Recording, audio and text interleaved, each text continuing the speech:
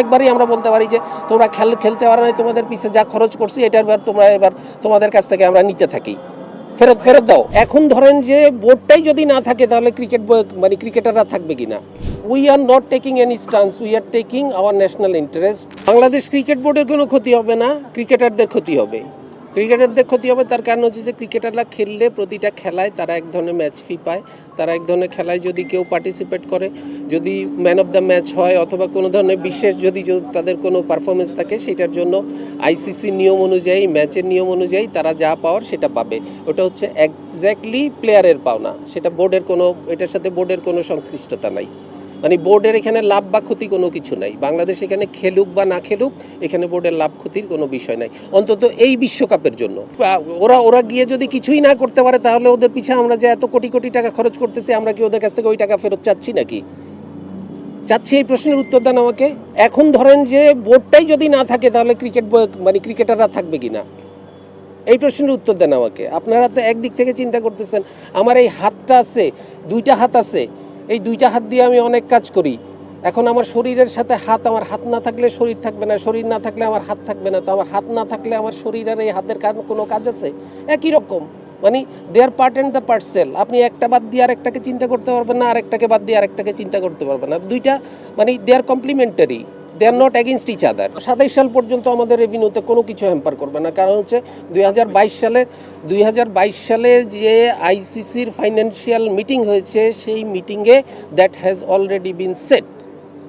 এর পরের কোনো বিশ্বকাপ বা এর পরের কোনো বাইল্যাটারাল সিরিজ বলি, ইন্টারন্যাশনাল বলি, সেগুলোর সাথে এটার সম্পর্ক থাকতে পারে। সেগুলোর জন্য কারণ হচ্ছে, ধরেন একটা প্রশ্ন করতে পারেন যে আমাদের পরবর্তী যে সমস্ত এফটিপি অনুযায়ী যে সমস্ত দলগুলি আমাদের দেশে আসার কথা, তারা আসবে কি আসবে না, এটার অনেক মানে ইয়েস নো ভেরি গুড প্রশ্ন থাকতে পারে, কিন্তু এতে কিচ্ছু আসে যায় না। We are not taking any stance, we are taking our national interest at the upper hand.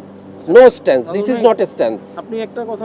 আপনারা এটাকে আপনারা অন্য কোনো কিছুর সাথে তুলনা করতে পারবেন না, কারণ this is not a stance, this is not এ কোনো ধরনের, আমি এমন কিছু বলতে চাচ্ছি না যে আমি একটা ন্যাশনাল হিরো হয়ে গেলাম, এই করলাম সেই করলাম। আসলে this is not like this.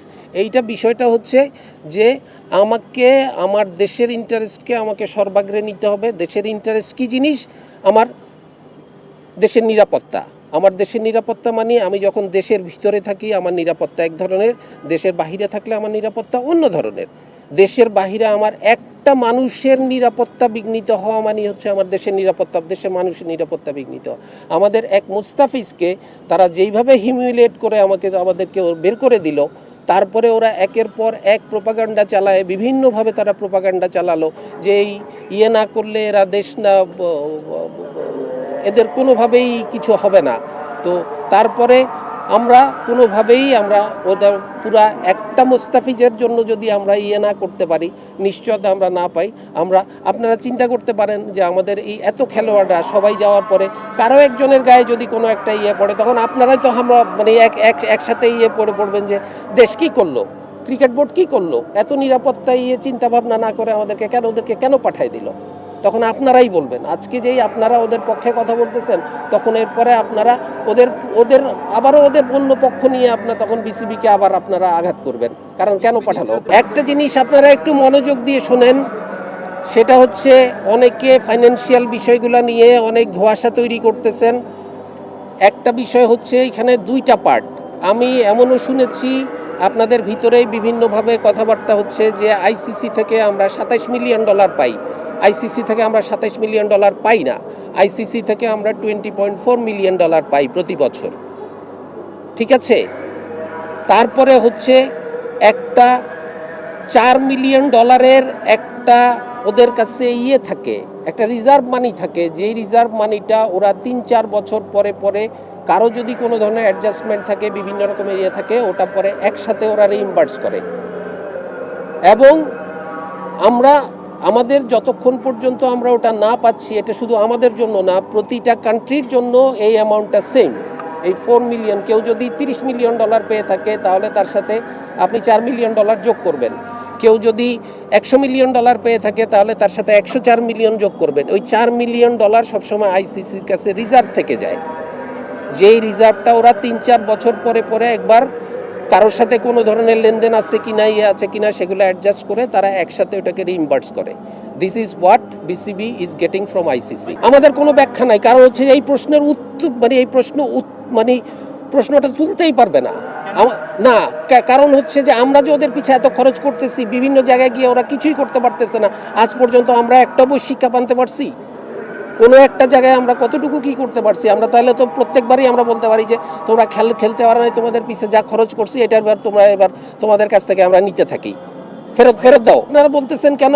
আপনারা কেন বলতেছেন তাদেরকে কম্পেনসেশন করার বিষয় আসবে? কম্পেনসেশনের বিষয়টা কেন আসবে? যেই ছেলেটা খেলতে যেতে পারে নাই সে যে ক্ষতিগ্রস্ত হচ্ছে, তাকে যে সিলেকশন হয় নাই, কারণ এটা ক্রিকেটারদের সিদ্ধান্তের বিষয়। বিশ্বকাপে স্কোয়াড কাউকে জিজ্ঞেস করে স্কোয়াড তৈরি করা হয় না। যেই স্কোয়াড ফাইনালাইজ হবে সেই স্কোয়াডই বিশ্বকাপে যাবে। এটা হয়তো ভবিষ্যতে এই ধরনের চিন্তা হতে পারে, এই ধরনের পারফরমেন্স বেস চিন্তা ভাবনা। যেহেতু এটা আমার একার সিদ্ধান্ত হতে পারে, এটা বোর্ডের সিদ্ধান্ত হবে, এটা বোর্ড ডিসাইড করবে।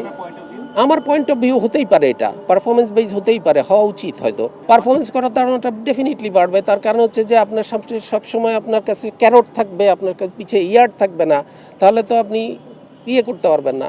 তাহলে carrot and yard it has to come parallelly. তো আমাদের এখানে হয়তো এমন আছে, আমি বললাম যে এই সিদ্ধান্ত আমার না, এটা বোর্ডের সিদ্ধান্ত। যেহেতু এরকম কথা আসতেছে সামনের দিকে, হয়তো হতেও পারে বোর্ড যদি সিদ্ধান্ত নেয় পারফরমেন্স বেস সিদ্ধান্ত নিবে, পারফরমেন্স বেস তখন বোর্ড সিদ্ধান্ত নিবে একমাত্র সিকিউরিটি রিজনে। কারণ হচ্ছে আমাদের এনওসি ছাড়া, গভর্নমেন্ট এনওসি ছাড়া, জিও ছাড়া আমরা এক কদমও দেশের বাইরে যেতে পারবো না। অতএব আমরা এই বিষয়ে সরকারের সিদ্ধান্তের এক চুল নড়তে পারবো না। আমরা যত সিদ্ধান্তই নেই না কেন, সরকার যদি বলে যে আমি জিও দিব না, আমাদের কারো কিছু করার নাই। আমাদের সিদ্ধান্ত আমরা নিচ্ছি, আমরা বোর্ড চালাচ্ছি, আমাদের 25টা ডাইরেক্টর যে আমরা আমাদের সিদ্ধান্ত প্রয়োজনে, যেখানে this is a independent board, আমাদের যাবতীয় সিদ্ধান্ত আমরাই নিচ্ছি। এখন যে আপনারা যেভাবেই বলেন না কেন, এটা মানে আপনাদের স্পেকুলেশন হতে পারে।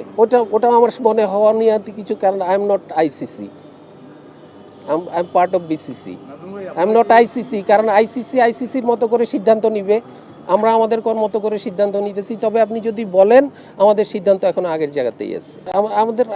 আমরা বিসিসি এর সাথে আমাদের এই বিষয়ে কোনো ধরনের কথা নাই, বা কথা বলার আমাদের কোনো স্কোপও নাই। আবার একই কথা বলছেন আপনারা। আমি কখনো বলি নাই আমরা বিশ্বকাপ খেলবো না, আমি কখনোই তো বলি নাই। আমি মানে কি, আমাদের বোর্ড কখনো বলে নাই, আমাদের দেশ কখনো বলে নাই আমরা বিশ্বকাপ খেলবো না। আমরা বিশ্বকাপ খেলার জন্য মুখায় আছি। আমাদেরকে শুধুমাত্র খেলার পরিবেশটা তৈরি করে দিতে হবে, যেই পরিবেশটা ভারতবর্ষে সম্ভব না। ভারতবর্ষ বললে তো ভুল হবে, ভারতে সম্ভব না।